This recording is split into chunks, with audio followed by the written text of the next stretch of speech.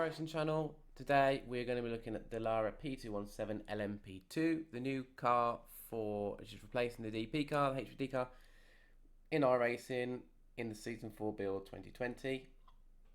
This is something I've been really looking forward to, something I watch in real life anyway, in the ELMS series. So really wanted to get hold of this car, really looking forward to driving it in some series. But today it's going to be about, let's have a look at the setup options. Let's look up what you've got to do with the car, and then we'll have a drive around, see what the baseline's like, if it's understeer or oversteer, how it reacts around Spa. I think a good track to start with. We've got a couple of long straightaways, some nice high speed corners and low speed corners. So that's what we're going to do.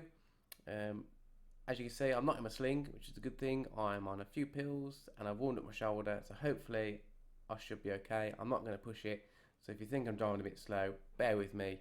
It's not one of those days today where I'm going to be able to push it. I'm just going to try and get my shoulder through and trying to bring you the content that you want. So without further ado, we'll have a look at the garage. This is where your setup options are. Standard tyre stuff, you don't have to worry about that. This is quite new. So the aero calculator, the aero settings. These are the numbers you're going to have to worry about. So everything you do on the car, especially the aero settings, the downforce trim. 22 options, stand or low. I'm going to affect these coefficients here, and then the downforce to drag ratio and the downforce balance. The key number really, I think, are these bottom two here. So this number here, the higher that number is, the more oversteer you're going to get. So as you're moving stuff around, watch what this number does, and that should tell you to keep a note of it. So that should tell you what you want. So if you want a little bit more understeer, a bit of oversteer, in high speed corners, that's where downforce is going to be more effective, because that's more air flowing over the car. That's what number you're going to need to look at. And this one's a bit more, so this one's downforce to drag ratio, how efficient the downforce production is. So you need to optimize this ratio without giving up total downforce to make your car faster. That is going to be trial and error for now, unless you've got a physics degree and you know a bit more than me. That's something I've got to work on as well. But have a work around, make sure you're doing constant lap times, so that when you do tweak something, you can go, right, that's improved or not improved my car, or etc. So make sure you know the car before you start tweaking the setups. Chassis, look how much there is to do. Obviously, you've got your standard, every corner has dampening, and camber for the tyres, and torsion bars.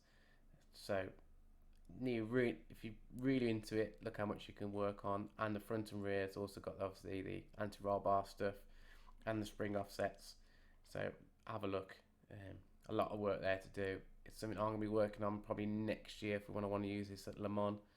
So I've got a lot to learn as well, but I'm going to enjoy it because I like that sort of stuff. Not everyone's bag.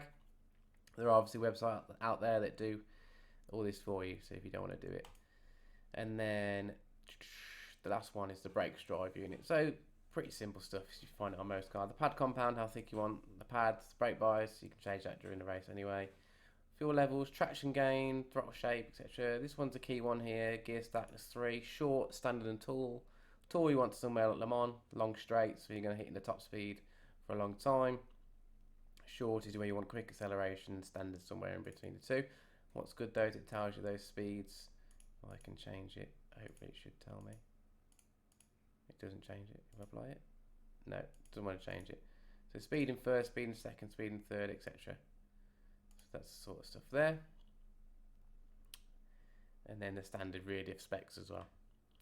You can put power adjustments and weight penalties on if that's going to be something that happens to your car in Le Mans, but as this is the only one, LMP2, I doubt it.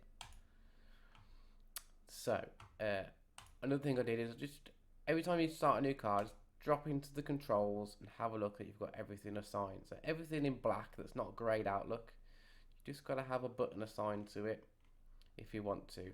That's the essentials, the in-car systems, I think anyway. I've done a brake bias. If you want to do the traction control and anything and you don't want to go into the black boxes, power settings, I've done dash page sets because there's a couple of screens on the main screen, so I'll show you that in the car as well when we go out on the track. There's just little different bits and bobs there that you need to know about.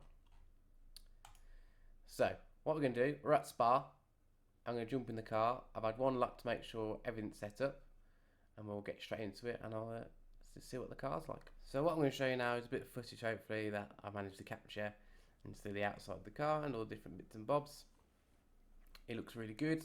Really pleased with how they've obviously it's laser scanned, but still got to put it into a computer simulation. I think it looks really good. I love this car anyway. They've done the inside a really good job as well. If I can just show you that, if I zoom all the way out, I think it looks really good. If I start up the car, all the buttons seem to come on, which is nice. If you've got the ability to run the virtual camera on the computer screen as well, you can do as well. I like the virtual mirror on mine. It's just a bit more fun. For some reason, the steering wheel seems a bit off center. I don't know if that's just me or the way I'm sitting, but I haven't moved my seat. But I don't feel like it's correctly in the center of this screen. So I might have to do some tweaking. I don't know why that's happened, but we'll get driving anyway. We're not here to look at the inside of the car, we're here to drive the car. So we'll come out of the pits. Just on the standard baseline setup, 75 litres of fuel. So we've got a bit of slip on. Engines on top spec map. Force feedback feels good in the wheel. We'll take it easy though. Tyres are going to be cold. So first thoughts. Under brakes.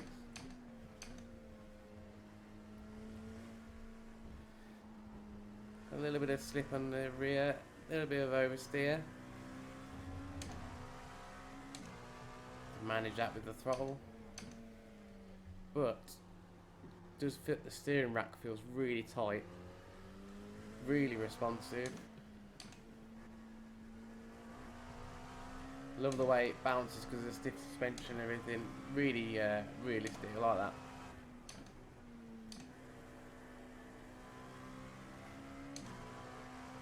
Full power. Nonchalant.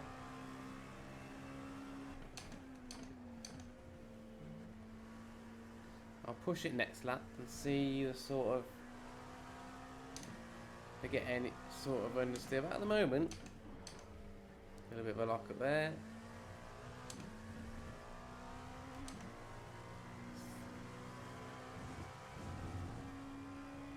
Sounds great though. Turn my own volume up so I can hear it better. Yeah, it sounds really good. I'm not going to go flat around here.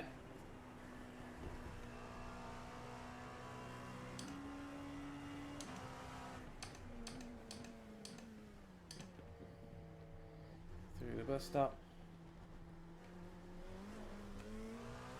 Get a bit of a wheel spin oversteer kicking in there. So let's try and push this lap.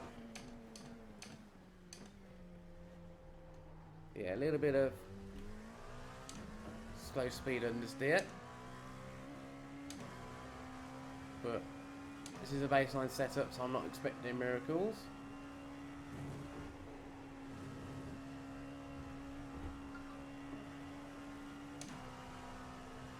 Down the straights. Feels heavy. But under brake and everything, feels really controllable.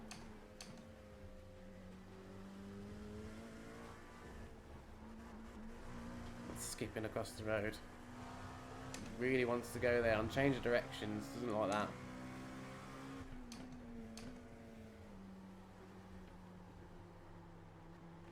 Yeah, a little bit of understeer there. Speed.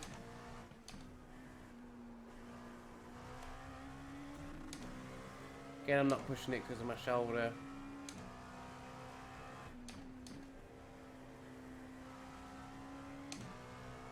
Using all the track, but I'm flat there with no trouble whatsoever. That's just the downforce this car provides. Short shift. Wow.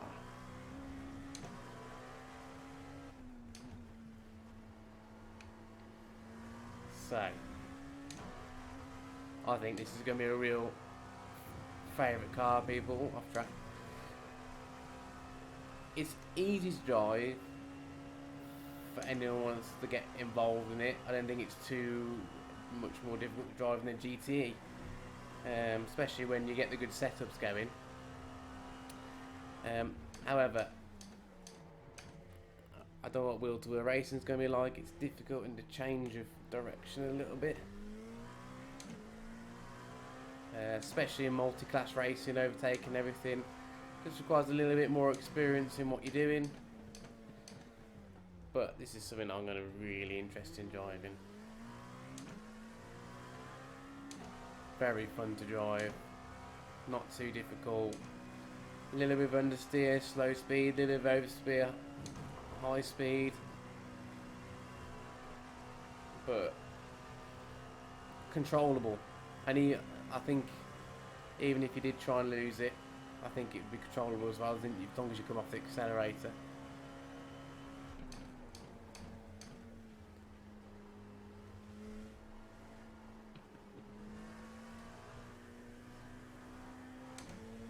I'm doing 207.42s at the moment.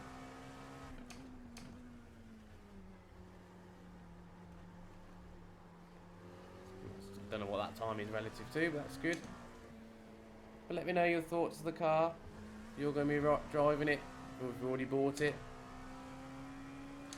Obviously I've bought it because I'm driving it now, so I'm going to be using it. I think there's going to be 3 series using it. IMSA, replacing the DP, ELMS, and I think the solo endurance, which is a 90 minutes one, which I might stream because they look really good. But a little bit of going into the corners is slow speed understeer, coming out the corners and you put the power down, lots of rear tyre spin. The back end really wants to come out.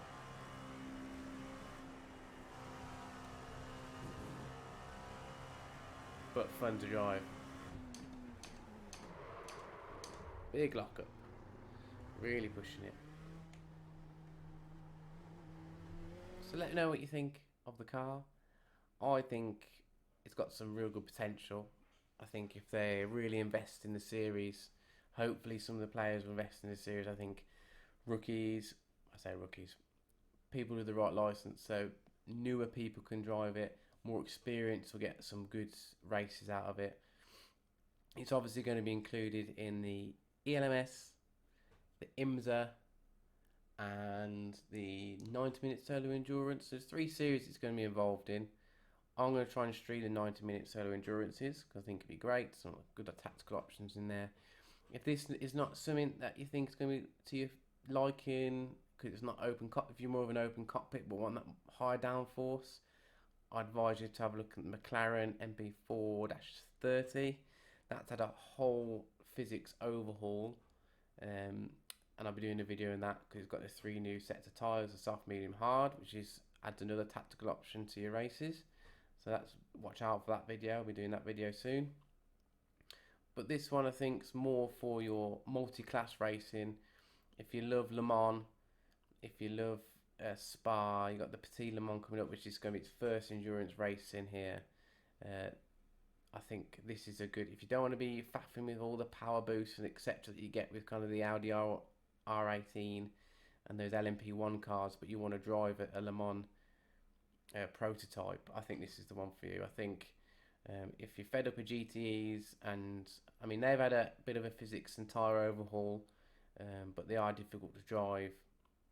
If you want something that's a bit more challenging, but a bit more fun, a bit more high speed, I think this is going to be a go-to. Definitely if you want to step up to LMP1, it's a good stepping stone, definitely. Let me know what you think. I'm going to be racing it, so you'll see some races in it, so you can make your decision if you want to make it straight away and spend your money. Don't forget, there's a giveaway going on for 20 iRacing dollars. I'll leave a link to the video at the end of this video, so you can click that. You got to leave a comment in the giveaway video, so to tell me what you want for content this season, which will help kind of guide where we're going with series, etc. And as always, I hope you enjoyed the video. Don't forget to like and subscribe. I'll see you soon. Keep safe, race well, and I'll see you at the start of season 4. Enjoy.